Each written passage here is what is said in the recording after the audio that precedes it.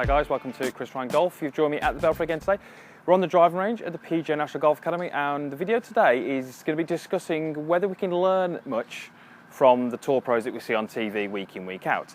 Now, certainly the answer to that question is yes, there is plenty we can learn from these guys and girls. Plenty we can learn. There are some things, however, that maybe we don't want to try and implement into our game, and we're going to explain why those are, maybe explain what's going to be best for you. So we're going to talk about, well, the most important position in the golf swing, if there are any positions, and that's the impact. So when that club meets that ball is really the only thing that is going to dictate what that golf ball does. Now, we're going to talk a little bit today about trajectory. We're going to talk more specifically about how high the ball goes through the air. Now, when we talk about how high the ball goes through the air, there's really two factors that come into that, or two main factors. They would be the loft that is on the golf club at contact point. So forget what the loft is on the golf club, but the manufacturer built on that. So this is a 6 iron, this has got 31 degrees loft. The important thing here is the loft that the club is presented to the ball. So if I've got the handle forwards, it's going to have less loft. If I've got the handle back, it's going to have a greater loft. So it's the loft that we have at impact, called dynamic loft. And the other factor is how much speed that golf ball has. Okay, so when that ball leaves the club face, the speed it's got. Now, when I say there's two factors, there are more factors. We're not going to discuss those today. We've got things like contact point, the golf ball that you use, how much spins the ball's got on it, the conditions that are out there. There's lots of different factors. But we're looking at the main two. If we can control the dynamic loft and we can control the speed of the golf ball, we should be able to control the ball flight.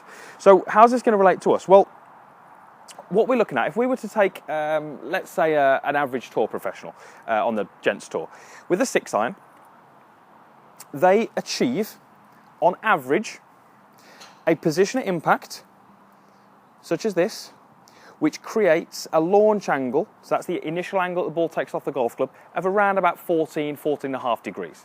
So that ball takes off at 14.5 degrees. The ball is travelling at, I think, about 126, 127 miles an hour with that 6 iron. Now, the two of those things together, so the 14 and a bit launch and the 127 miles per hour, give them a trajectory and a height. That height then gives them a drop angle, and that's what they use to stop the ball on the green, along with a bit of spin. Now, if your ball speed is lower than 127, and I would suggest that for the majority of these people out there watching this video, it will be significantly lower. If we achieve the same impact with the handle as far forward, and we produce a 14-ish degree launch, we are not going to achieve anywhere near the same height as the tour professional would be, simply because the ball is travelling up for a shorter period of time because it hasn't got as much speed. We also probably won't generate as much spin, so the ball won't climb as much.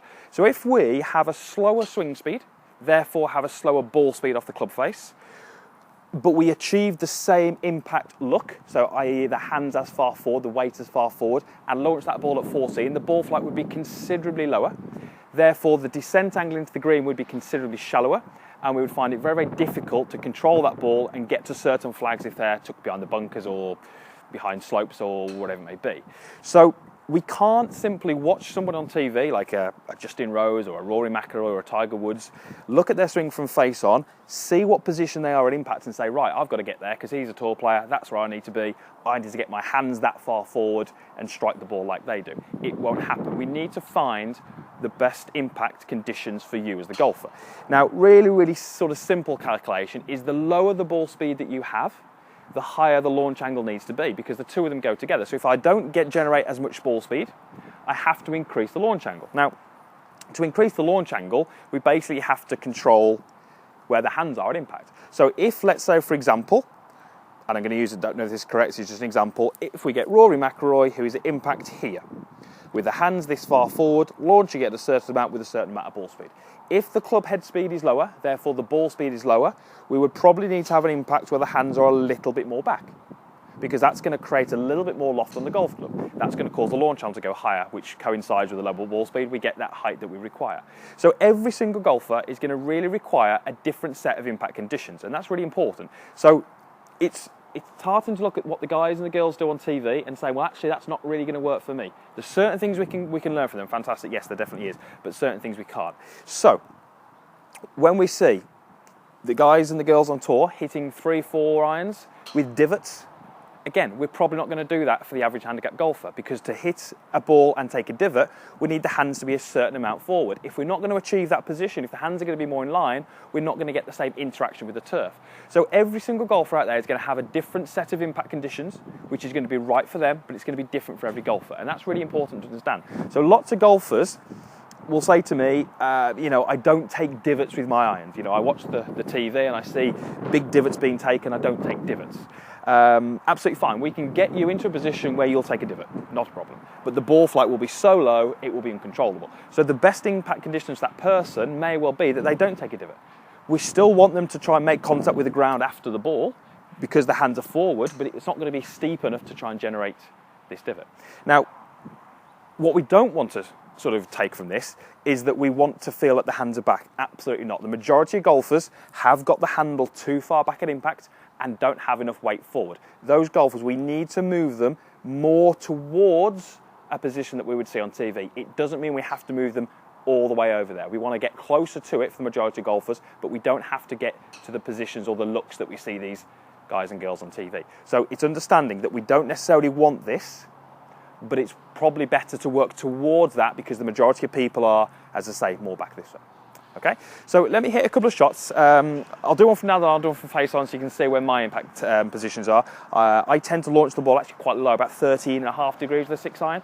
But generally ball speed is about 130, 131, so it tends to balance out. It's a bit lower launch, but slightly higher ball speed. I tend to get a decent flight. So I'll hit a couple of shots. I'll show you one from down the line, one from face on, and hopefully you'll see kind of what I'm talking about.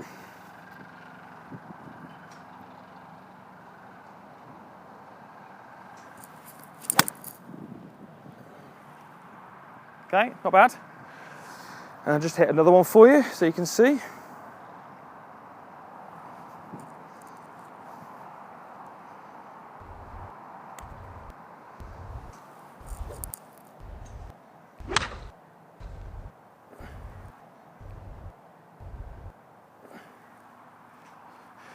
Okay, so hopefully you saw there on the second swing at least, my hands are considerably out forward. I do have the weight forward, but that's the right impact for me.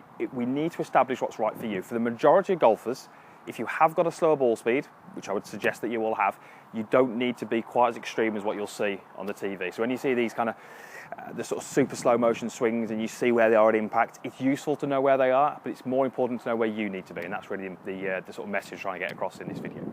Okay, so thanks for watching the video. Hopefully you did find it helpful, did find it informative. It might help you when you go and practice next time, and if it does, that's fantastic.